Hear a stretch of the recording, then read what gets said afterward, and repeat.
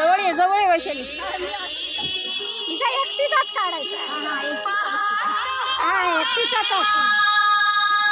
चप्पल बाजूला करा. बोलू मत.